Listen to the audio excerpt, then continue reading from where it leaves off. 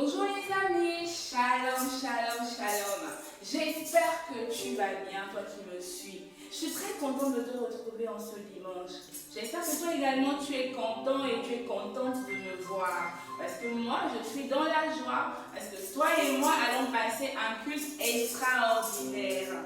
Nous allons prier. Tu sais qu'avant toute chose, nous prions et nous recommandons les instants entre les mains du Seigneur. Donc tu vas fermer tes yeux là où tu te trouves. Tu vas poser simplement ta main sur ton cœur. Tu vas dire, Saint-Esprit, alors que je m'apprête à faire ce culte, que mon cœur soit totalement disposé. Viens et dispose-moi, que je puisse te louer, que je puisse te célébrer comme il se doit. Que lors de la leçon également, que mon cœur soit disposé et apte à recevoir ce que tu as prévu pour moi. Saint-Esprit, viens prendre le contrôle de ce culte. Viens et conduis-nous durant ce culte. Que toute la gloire te revienne au nom de Jésus. Amen. J'espère que tu es prêt et prête pour commencer ce culte. Tu vois bien que je ne suis pas seule, n'est-ce pas? J'ai un tonton, une tata et un autre tonton derrière la caméra que tu ne vois pas. Donc j'ai tata Nora, j'ai tonton Joseph qui est au piano et j'ai un autre tonton Joseph derrière la caméra. Et ensemble, nous allons célébrer le Seigneur. Donc tu te lèves, hein? Tu ne restes pas ici pour louer Dieu. Hein? Tu n'es pas malade. Même si tu es malade, reçois la guérison. Donc tu te tiens debout et nous allons célébrer le Seigneur avec tonton Joseph et tata Nora. On y va. Amen. Nous voulons nous réjouir dans le nom du Seigneur. Nous voulons nous réjouir dans le Dieu vivant. Amen. Est-ce que tu es prêt? Tiens-toi debout. Est-ce que Moi, tout le monde je est suis prêt? prête. Ok, donc commence. Tu peux commencer à taper.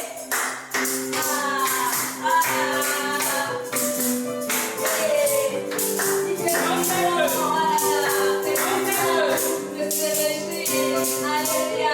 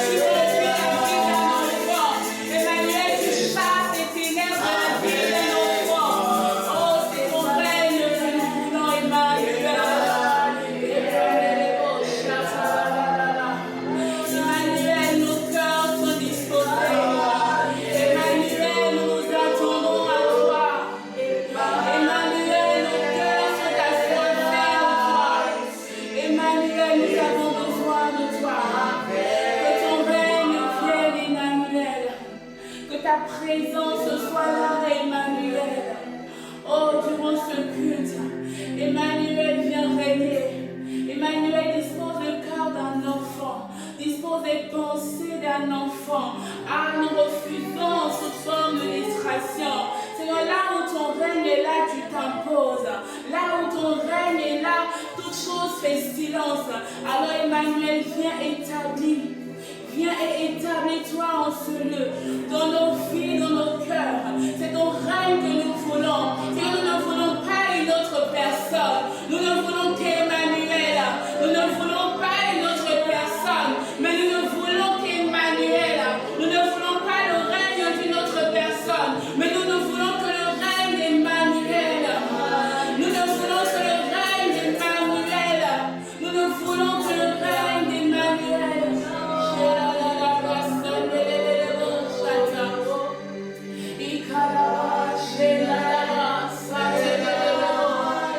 Emmanuel, viens encore régner. Emmanuel, viens encore régner. Pour la suite de ces instants, Emmanuel, viens prendre le contrôle. Emmanuel, viens prendre le contrôle. Nous te soumettons toutes choses. Nos pensées, nos cœurs, nos émotions, tout en nous, Seigneur. Nous te les recommandons. Viens et règne. Emmanuel, nous te laissons toute la place. Alors que nous passons à la leçon, Emmanuel vient disposer nos cœurs, nos pensées, que nous puissions recevoir ce que tu as prévu pour nous en ce jour. Emmanuel, que ton règne vienne, que la gloire te revienne, au nom de Jésus. Amen. Amen. Merci, Tonton Joseph, merci, Tata Nora, pour ce merveilleux moment que nous avons passé en train de célébrer le Seigneur. J'espère que tu as loué, j'espère que tu as prié, tu as adoré le Seigneur. Parce que nous ici, en tout cas, nous avons prié comme il le fallait. Nous passons à la leçon. Petit rappel, qu'est-ce qui a été dit le dimanche dernier, si tu te souviens bien? Tu étais avec Tata Espérance. De quoi est-ce qu'elle a parlé? Elle a parlé d'un nouveau maître. Et qu'est-ce qu'elle a dit par rapport à ça? Elle a dit que lorsque nous acceptons le Seigneur, automatiquement Jésus-Christ devient le nouveau maître de notre vie. Et nous devons lui être soumis. C'est-à-dire que nous devons obéir à sa parole et faire les choses comme Jésus veut. Aujourd'hui, nous allons passer à une nouvelle leçon. Et elle s'intitule « Une nouvelle puissance ». C'est quoi une puissance, cher ami? Essaye de réfléchir un tout petit peu et dis-moi, quand on dit une nouvelle puissance, quand tu regardes les dessins animés, tu vois Dragon Ball Z, tu vois qu'il est puissant, il y a des pouvoirs et autres. C'est quoi une nouvelle puissance? La puissance, c'est la capacité qu'on a de faire des choses extraordinaires, de faire des choses que le commun des mortels ne peut pas faire. La puissance, c'est une force qui vient en nous, qui nous donne la capacité d'accomplir de belles choses, des miracles, des prodiges, quelque chose de merveilleux. Et aujourd'hui, nous allons parler de cette nouvelle puissance qui est la puissance de Jésus-Christ, le Saint-Esprit. Tu vas prendre ta Bible. Nous allons lire dans le livre de Galates 5 à partir du verset 16. La Bible nous dit, je dis donc, marchez selon l'Esprit et vous n'accomplirez pas les désirs de la chair, car la chair a des désirs contraires à ceux de l'Esprit et l'Esprit en a contraire à ceux de la chair. Ils sont opposés entre eux afin que vous ne fassiez point ce que vous voudriez. Si vous êtes conduits par l'Esprit, vous n'êtes point sous la loi. Or, les œuvres de la chair sont manifestes. Ce sont l'impudicité, l'impurité, la dissolution, l'idolâtrie, la magie, les inimitiés, les querelles, la jalousie, les animosités, les disputes, les divisions, les sectes. Le verset 22 nous dit, mais le fruit de l'esprit, c'est l'amour, la joie, la patience, la bonté, la vérité, la fidélité et la douceur. La nouvelle puissance, c'est quoi? Comment on reçoit la nouvelle puissance? Est-ce que je me réveille un matin et puis, bam, une puissance qui m'envahit? Non. On a vu lors des précédentes leçons qu'il faut d'abord accepter Jésus-Christ comme sauveur. Je vais vous parler de quelque chose. Lorsqu'on est enfant ou qu'on est adulte, dans notre vie, il y a deux choses. Il y a le bien, il y a le mal. Donc l'être humain en général, en lui, il y a deux puissances. Il y a la puissance du mal Et il y a la puissance du bien, je vais dire le Saint-Esprit. La puissance du mal, c'est ce qui te pousse à pécher, à voler, à mentir, à faire tout ce qui est contraire à la volonté de Dieu. Ici, quand cela domine dans ta vie, tu fais tout ce que la Bible défend de faire. Tu mens, tu voles, tu insultes, tu triches, tu ne respectes pas, tu n'obéis pas. Ça, c'est la puissance du mal. Par contre, lorsque le Saint-Esprit entre en toi, eh bien, tu fais tout ce qui est bien. Tout ce que la Bible demande de faire, tu deviens automatiquement un enfant obéissant. Tu deviens automatiquement un enfant qui aime prier. Tu changes de caractère, tu changes de comportement. Dans la vie d'un être humain, on a deux choses. On a la chair et on a l'esprit. Et l'esprit, c'est la nouvelle puissance que Dieu nous envoie lorsque nous l'acceptons comme Seigneur et Sauveur personnel. Une personne qui ne connaît pas le Seigneur, sa vie est dominée par ça, la chair.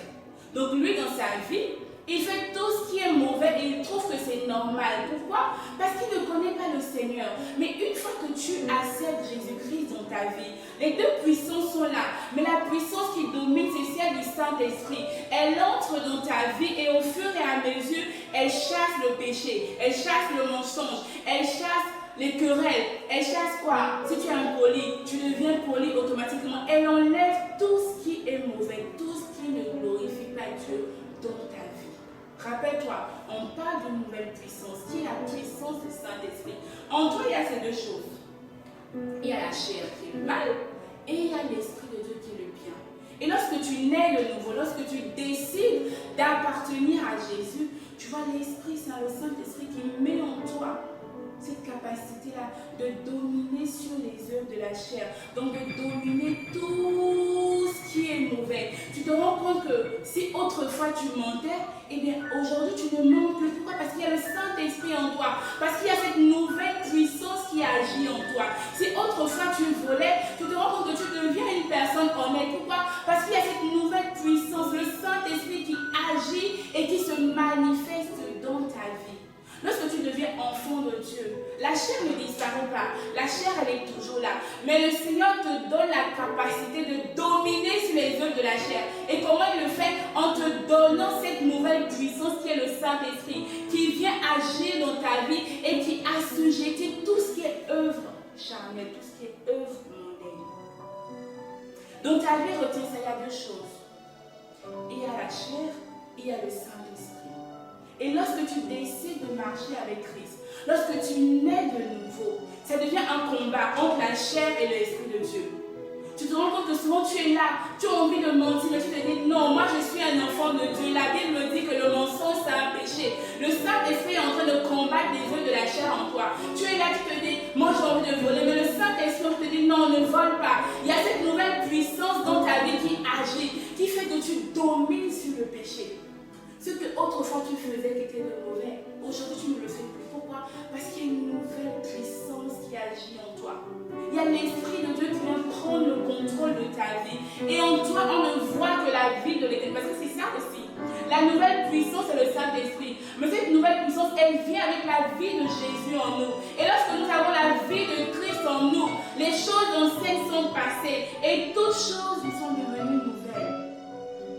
Ton ancienne nature, là, il y avait le vol, le mensonge, l'impolitesse, tout ce qui était mauvais, cette ancienne nature, mais elle n'existe plus. Elle fait place à la nature de Christ, qui est accompagnée par cette nouvelle puissance qui est le Saint-Esprit. Et c'est cette puissance qui te donne la force et la capacité de ne plus pécher, la force et la capacité de t'éloigner de tout ce qui ne glorifie pas le nom du Seigneur. Retiens ceci.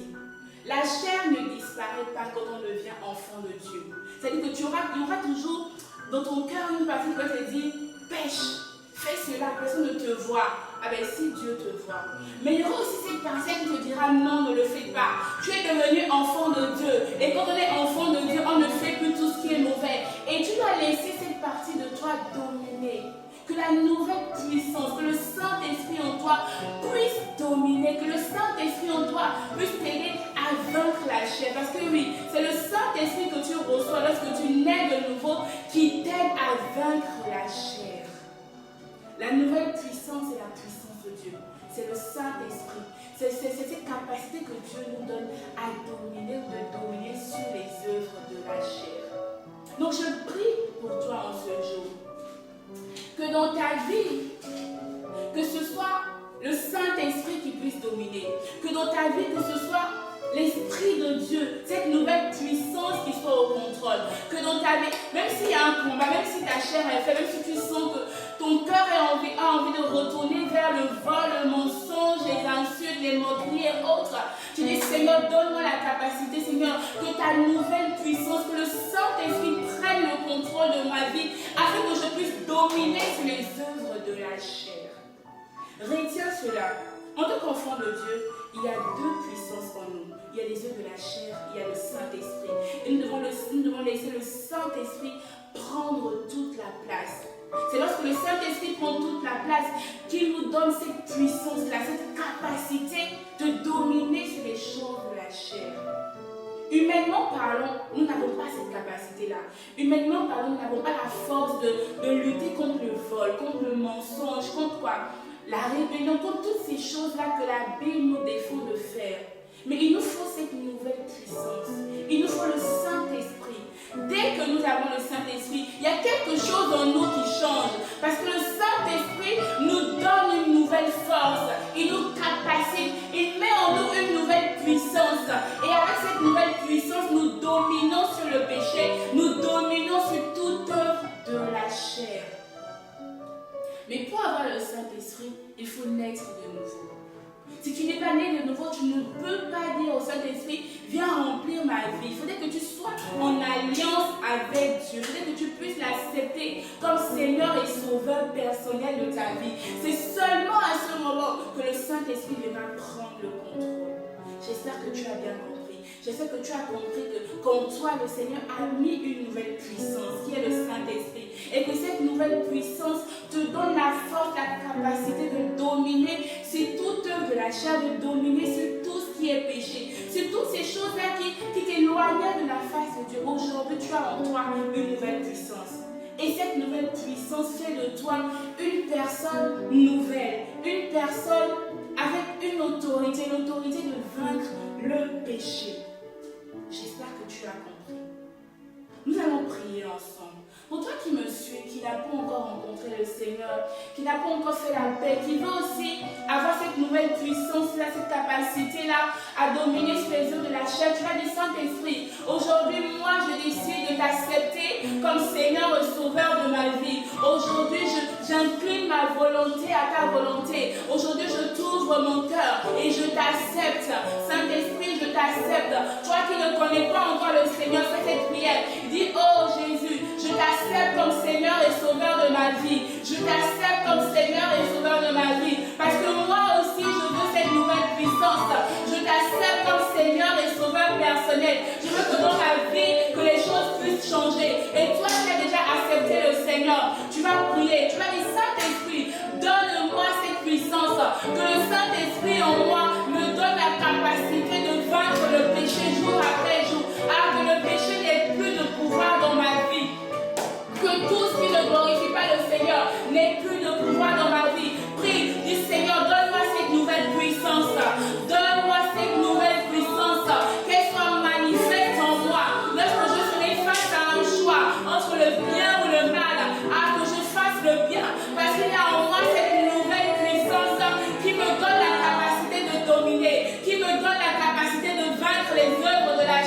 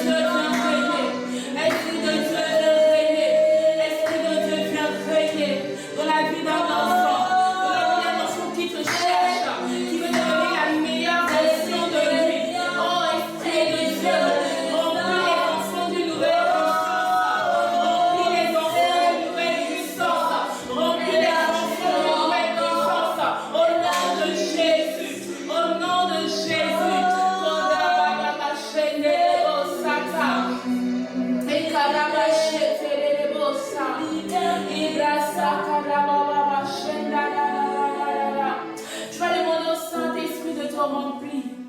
Je demande au Saint-Esprit de t'inonder, parce que c'est le Saint-Esprit qui nous aide à lutter contre le péché. C'est la puissance du Saint-Esprit en nous qui nous donne la capacité, la force de résister à tout ce qui ne glorifie pas le Seigneur. Alors là où tu te trouves, dis Saint-Esprit, viens me remplir.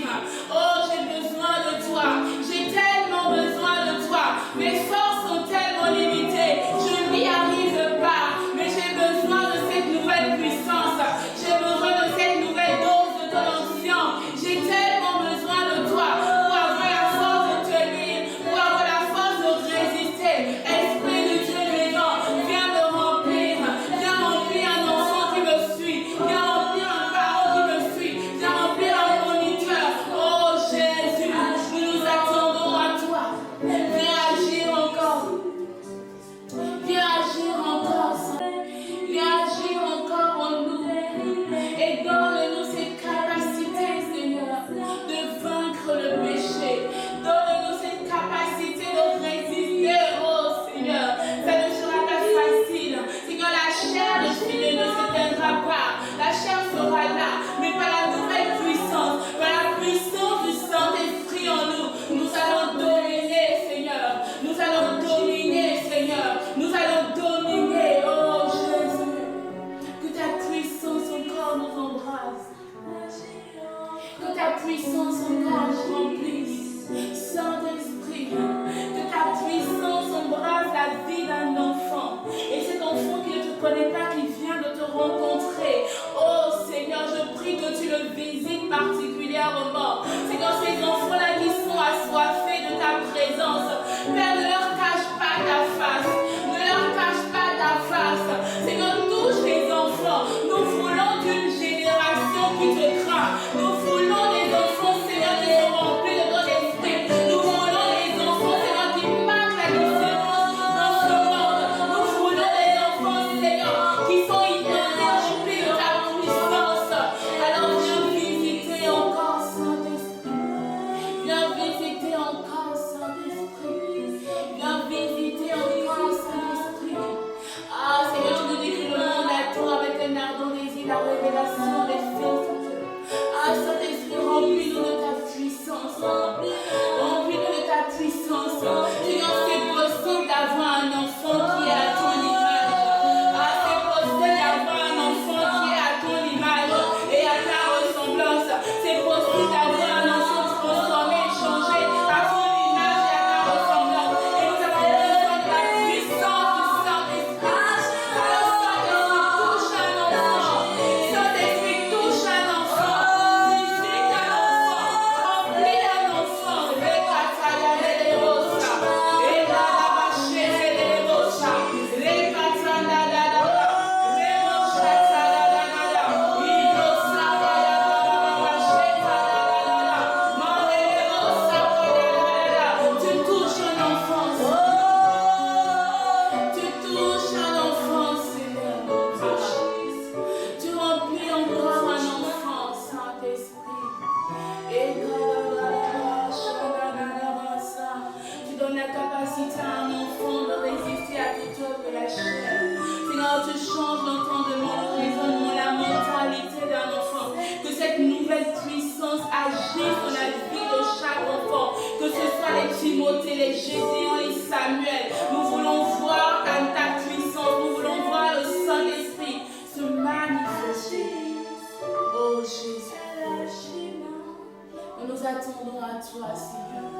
Fais-nous du bien encore, Seigneur. Fais-nous du bien, remplis-nous encore.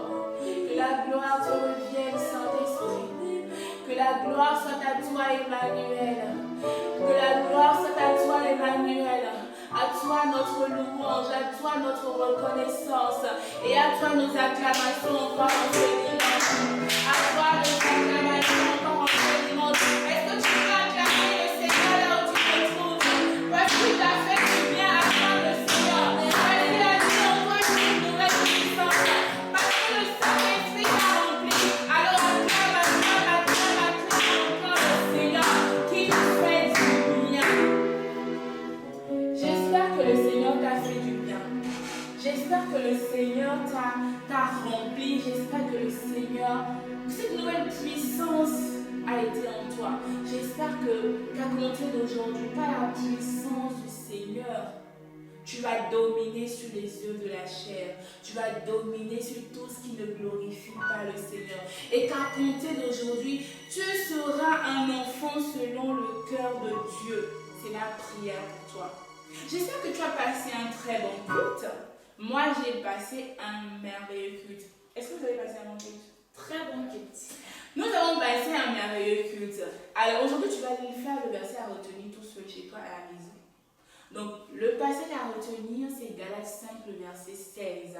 Si tu ne sais pas lire, tu vas trouver papa, tu vas trouver maman, tu dis, aide-moi à lire le verset, Galates 5, le verset 16.